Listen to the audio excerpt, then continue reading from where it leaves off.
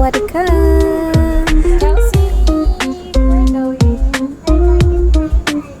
So what I had said earlier in my first vlog that I will make another vlog for our Naiya to Bangkok travel.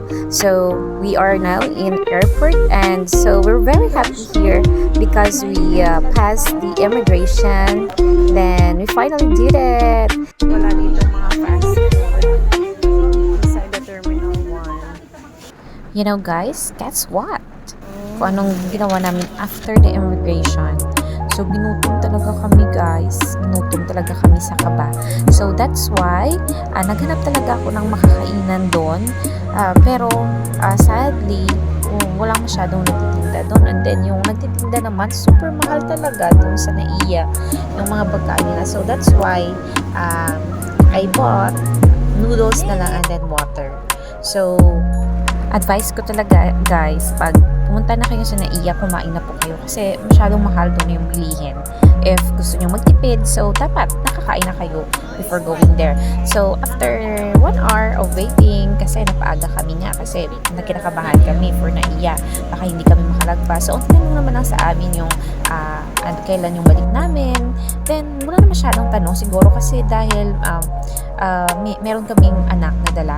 Pero kung mga single ka, and then yung mga pagkita nila na pwede kang magtrabaho dun sa Bangkok, so siguro maano din sila sa pagtatanong.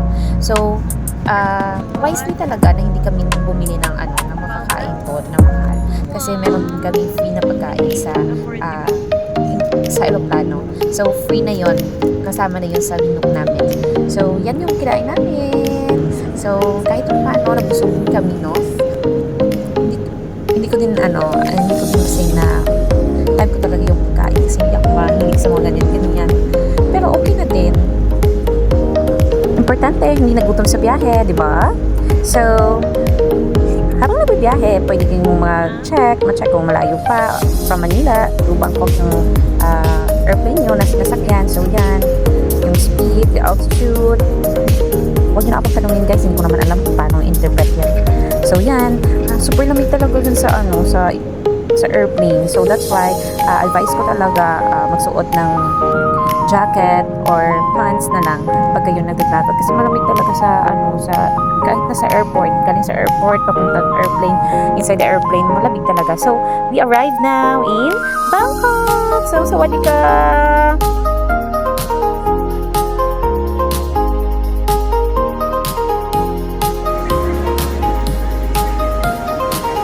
So, after naglanding yung plane namin na sinakyan, yung ginawa ko talaga first is naghanap ako ng ATM machine kasi kailangan kong mag-withdraw kasi nakita ko doon sa ibang vlog na mas malaki daw yung conversion pag ATM yung ginamit mo doon sa ATM machine nila sa pag-withdraw doon sa bangko.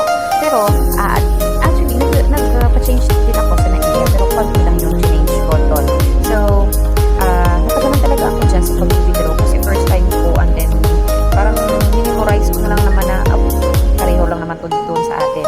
So, happy talaga ako nung naglabas na yung money. Akala ko masascam talaga ako. Check ka lang.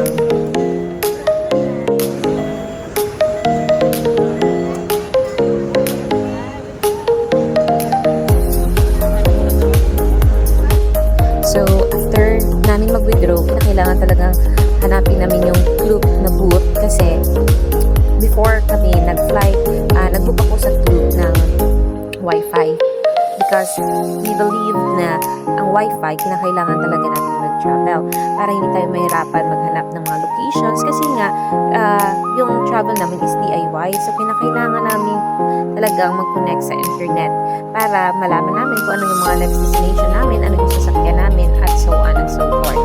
So that's why kahit anong pagod, kinakailangan namin makita yung Klook na booth. So dyan, merong booth dyan ng Klook, pero hindi pala dyan makukuha yung Wi-Fi.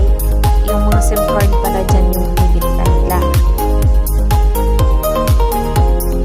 So, pagdating namin dyan, itinuro na naman kami sa baba, doon sa ground floor. So, bumalik naman kami. So, very tiring talaga. Mabuti na lang at hindi kami nag-stairs. May elevator sila. I mean, escalator yung sinasakyan namin. pa dyan si Kelsey kasi yung escalator nila maganda. Hindi ka mapapagod nakalakad. Kita mo nyo, nag-enjoy talaga siya dyan. Kami lang hindi nag-enjoy kasi pagod na kami. Gusto mo na, pagdating mo na lang sa hotel, parang higa ka na lang.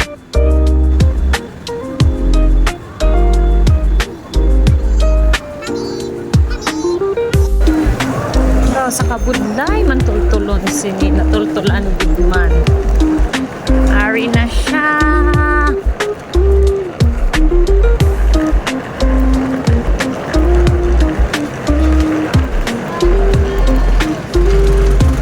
After we get the Wi-Fi, we book right away the cab going to our hotel from the airport.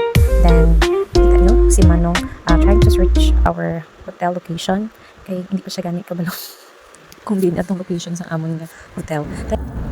So after searching, going na kami sa amon hotel, and then as I can remember, it took 1 hour for us to arrive in our hotel because there's so many happenings happened while going to our hotel. Ayawan kami pangita kung ginamon hotel kasi sa sulod-sulod siya. Actually, ang amon ginbook is not a hotel, di siya yung 5-star hotel, but we choose the mga pension house siya. Kaya you can cook, then the owner of that pension house is live also in there. So you can ask, namin kito siya sa iya kayo siya pati kayo sa among mga kalatuan. So while kami sa taxi, so we enjoyed the scenery of the Bangkok. Though ma-realize mo, though para lang man sa aton man, parehas naman, though feeling ko kayo ilo lang man siya. So galing daw ang kinalain niya lang balakay, though hindi siya masyadong traffic sa may mga part lang siguro may traffic na parehas mo sa dito lang, pero kiriya, though hindi ka gahambal nga ma-traffic all the time, kaya may ara sila yung mga flyover, sabi niya sila iluhay, may ara na tanino, kaso wala naman tapos. So nga naman din naman natapos bala ko mong daas at tayo na naman.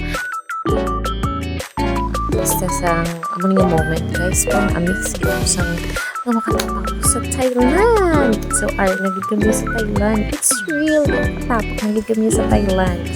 Kaso guys, after 1 hour na mong nagbiyahe, may na-encounter kami tira kay do jude na tira nga sikil na lang pa drive mo, gumawa na naog na si Manong. Wala na driver. Ito, mostly na, drive din ng taxi. Hindi ka rin taxi ko. Ito siya, hindi siya katungtol ka amon yung hotel. Malakat na lang ta. GPS. This is your place.